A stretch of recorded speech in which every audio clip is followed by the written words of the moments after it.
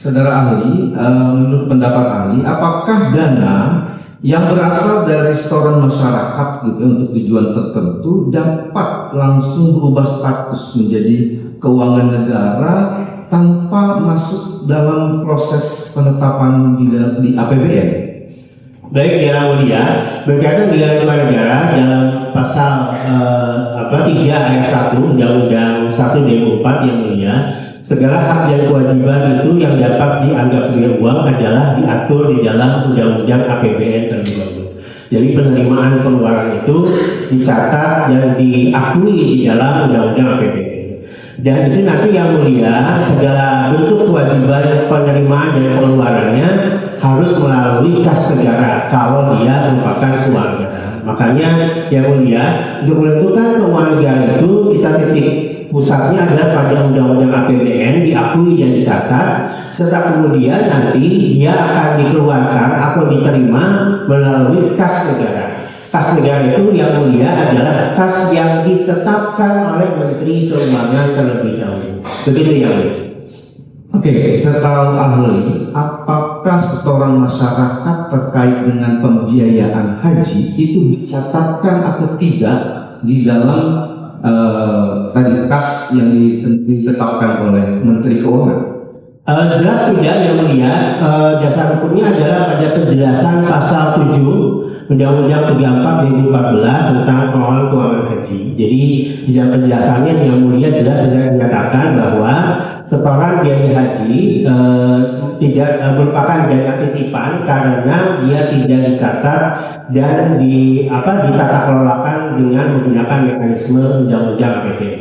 Begitu Yang Mulia. Oke, di dalam keuangan terkait dengan keuangan haji itu lembaga negara yang mengelolanya disebut Kementerian Agama ataukah lembaga yang lain?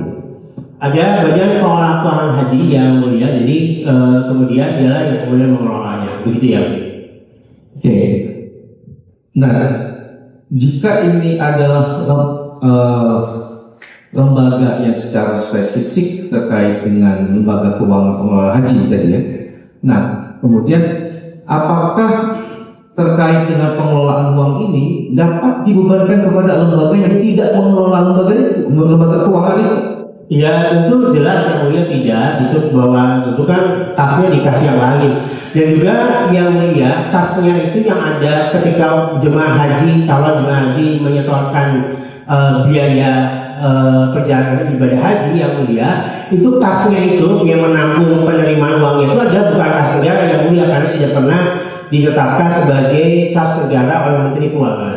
Karena kalau dia jadikan kas negara Yang Mulia, berarti negara bisa langsung asal pakai uangnya di situ ya boleh ya. Nah kalau itu kan tidak boleh Yang Mulia, karena itu adalah sepenuhnya merupakan hak dari calon jemaah haji. Jadi negara tidak boleh dengan cara apapun dia mau pakai uang yang ada di kas yang menampung biaya penyelenggaraan ibadah haji. Begitu Yang Mulia.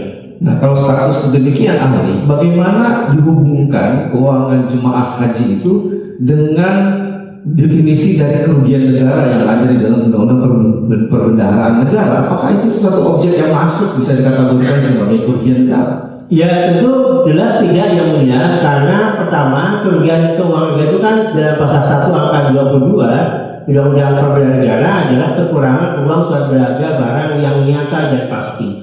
Artinya Yang Mulia, nyata itu adalah milik negara.